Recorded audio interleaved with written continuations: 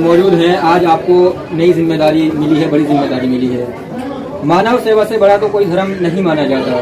क्या कहेंगे आप, क्या संदेश आज से आपका लोगों के बीच में जाएगा और किस तरह से मानव सेवा के लिए आप कार्य करेंगे आश्रम में? सबसे पहले हम किसी भी शुभ कार्य को प्रारंभ करते हैं तो हमारे यहाँ 4 वेद कहे हैं और 4 वेद में से प्रथम जो हमारे जीवन में होते हैं वो गुरु होते हैं। तो शुरुआत वेद के मंत्र से करना चाहिए, तभी हम मानव की सेवा कर सकते हैं। हमारे यहाँ कहा गया है कि लोकाभिरामम रणरंग धीरम राजीव नेत्रम रघुवंशनाथम कारुण्य रूपम करुणा करंतम श्री रामचंद्रम शरणम प्रपद्ये। अर्थात आज परम पूज्य श्री श्री 108 परम पूज्य योगी जनाब जी गुरुदेव द्वारा श्री सत्यलोक बुजुर्ग आश्रम का जो आज हमें एक चिन्ह प्राप्त हुआ है, एक पद प्राप्त हुआ महंत का।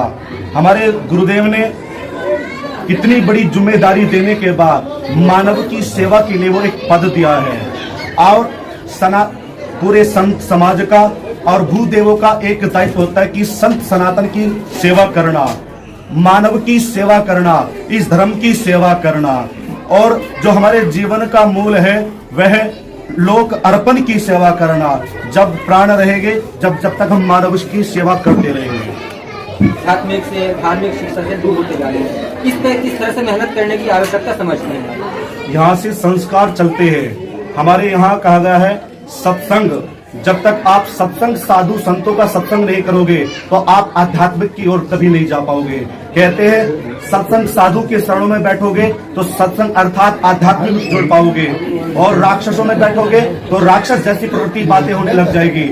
इसी प्रकार हम पूरे नौजवान साथियों को बताना चाहते हैं, आप जुड़े आश्रमों से, मंदिरों से और साधु संतों से, आपको आध्यात्म की ओर और भगवान के चरणों की सेवा प्राप्त होती चली जाएगी। आज जो उत्सव मनाया गया है 22 जनवरी 2024 को, ठीक है, दूसरी दिवाली देश में ये आपने देखा मनाई गई है। कैसे याद रखा जाएगा इसको और कैसे संदेश आने वाले समय में इसका कैसा असर आप देखेंगे देश में?